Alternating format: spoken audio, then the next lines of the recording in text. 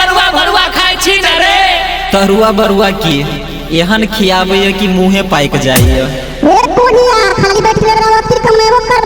देखी देखी एकर मुँह कतेक बढ़ल छे। ठीके कहै छी तू, बाप रे बाप।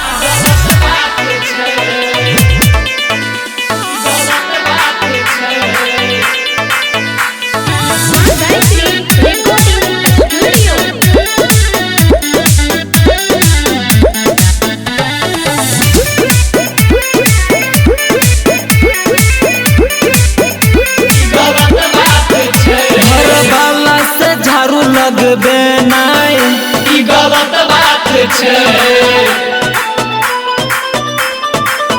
घर वाला से रोटी बेलबे नाय ई गलत बात छे।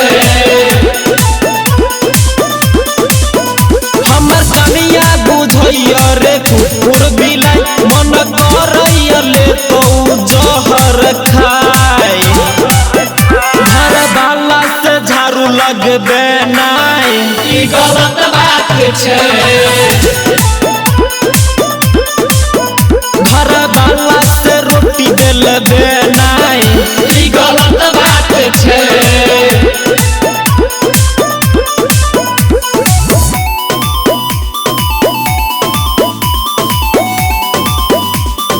Music by Guddu Raj.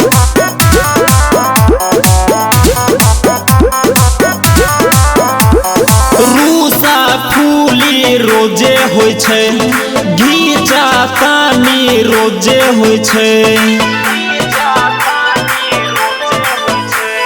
RUSA फूली रोजे होय छे, घीचा तानी रोजे होय छे। उ दै छै हमरा खूबे गरिया, हम दै छियै ओकरा खूबे गरिया।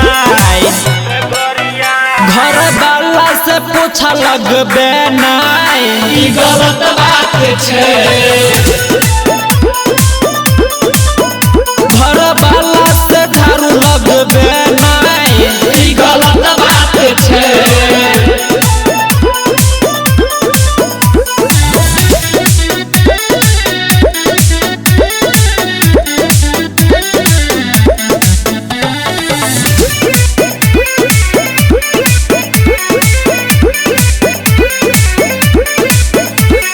हमरा कनिया के बउआ भेले, पूरा हल्ला गौआ भेले।